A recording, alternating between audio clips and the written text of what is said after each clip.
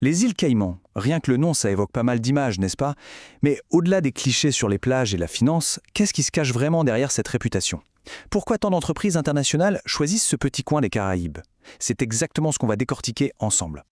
Alors tenez-vous bien, plus de 100 000 sociétés, sur un archipel minuscule, c'est juste énorme quand on y pense. Comment un si petit territoire a-t-il pu devenir un tel aimant pour les multinationales et des milliers d'entrepreneurs du monde entier? Eh bien, tout commence avec un chiffre très simple.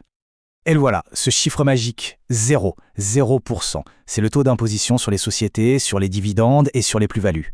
Évidemment, cette absence totale d'impôt direct sur les entreprises, c'est, disons, le principal argument de vente. C'est vraiment la base de tout le système.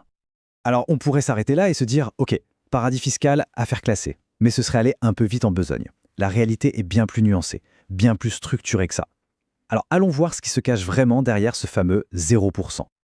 Ok, première partie, l'attrait des îles Caïmans. Il faut vraiment les voir, non pas juste comme un lieu avantageux fiscalement, mais comme un véritable poids lourd de la finance mondiale. Ce qui est fascinant, c'est que ce n'est pas qu'une histoire d'impôts. Regardez ça. 5e centre financier mondial. C'est pas rien. Les plus grosses boîtes du monde leur font confiance. Pourquoi? Parce que derrière, il y a une colonne vertébrale hyper solide, la Common Law britannique. C'est prévisible, c'est stable. Et surtout, point crucial aujourd'hui, les Caïmans respectent les règles internationales de l'OCDE et du JAFI. Bref, on a un environnement qui est à la fois avantageux et très sérieux. Bon, le zéro impôt, on a compris.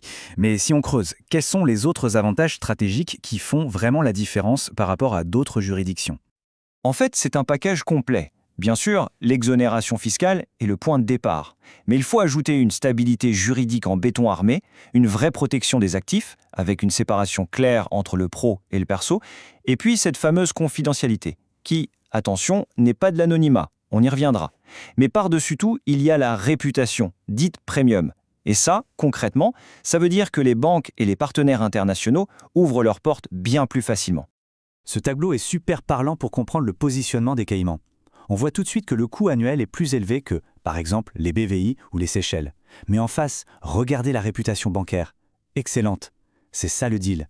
C'est le prix à payer pour une infrastructure et une crédibilité de tout premier plan. On paye pour la qualité.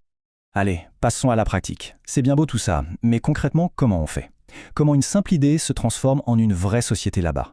Le processus est très encadré. Alors, le type de société qu'on utilise dans la quasi-totalité des cas, c'est ce qu'on appelle l'exempted company. Comme son nom l'indique, c'est une société exemptée. Elle est conçue pour une chose, faire des affaires en dehors des îles Caïmans. Et c'est justement cette condition qui lui donne droit à l'exonération fiscale complète. Le parcours se fait en 4 grandes étapes. D'abord, on choisit sa structure et on réserve un nom unique. Ensuite, on nomme les responsables. Un agent local, c'est obligatoire, plus ou moins un directeur et un actionnaire. Troisième étape, la paperasse. On rédige les statuts, on monte le dossier de conformité et on envoie le tout. Et enfin, l'étape finale, on reçoit le certificat d'immatriculation, en général en 5 à 10 jours, et on peut enfin aller ouvrir un compte en banque. Bon, la question qui fâche un peu, combien ça coûte? Parce que ce statut premium a un prix, et il vaut mieux le savoir. Voyons ça de manière transparente. Pour la mise en place, la toute première année, il faut compter un budget de départ entre 2 700 et 4 400 $ américains.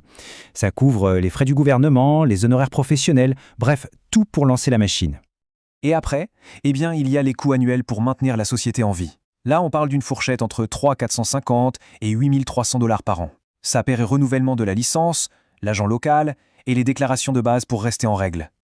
Maintenant, attention, on arrive à un point absolument fondamental, celui qui a tout changé ces dernières années, la conformité. Il est temps de laisser tomber les vieux clichés. Cette phrase résume tout. L'époque de la simple boîte aux lettres, c'est terminé. Fini. Aujourd'hui, une structure sans véritable activité économique, ça ne passe plus. Et ça expose à de lourdes sanctions. Il faut une substance crédible, et ce, dès le premier jour. Ce tableau illustre parfaitement ce changement radical. Le mythe, c'était l'anonymat total, un trou noir financier. La réalité d'aujourd'hui, c'est la confidentialité réglementée. Ça veut dire quoi? Que les données financières sont partagées automatiquement avec le fisc de plus de 100 pays, et que les vrais propriétaires, eux, doivent être déclarés sur un registre central, auquel les autorités ont accès. Au cœur de cette nouvelle réalité, il y a le concept de substance économique. Pour être légitime, une société doit prouver qu'elle a une vraie activité sur place. Concrètement, ça veut dire qu'elle doit être dirigée depuis les îles, avoir des employés locaux, des dépenses de fonctionnement logique, un bureau physique. Et chaque année, il faut le prouver en déposant un rapport officiel. Du coup, voici la checklist des erreurs à ne surtout pas commettre. La numéro 1, bien sûr, négliger la substance économique. Mais aussi, oublier de déclarer la société dans son propre pays, mélanger les finances personnelles et celles de l'entreprise, choisir un agent bas de gamme et peu fiable, ou encore mal tenir sa comptabilité. Bref, tout ça demande énormément de rigueur. Après avoir vu tout ça, les avantages, les coûts, les contraintes, la question est simple. Pour qui est-ce que cette stratégie est vraiment faite? Clairement, ça s'adresse à des profils spécifiques. En général, des entrepreneurs avec une activité déjà très internationale et des revenus conséquents. On pense aux gros acteurs du e-commerce, aux traders, aux consultants de haut vol, aux développeurs de logiciels. C'est aussi très adapté pour des activités de holding pour gérer des filiales ou de la propriété intellectuelle à l'échelle mondiale. En résumé, s'il y a une chose à retenir, c'est celle-ci. Une société aux îles Caïmans est un outil stratégique très puissant pour les affaires mondiales. Mais ce n'est pas une baguette magique.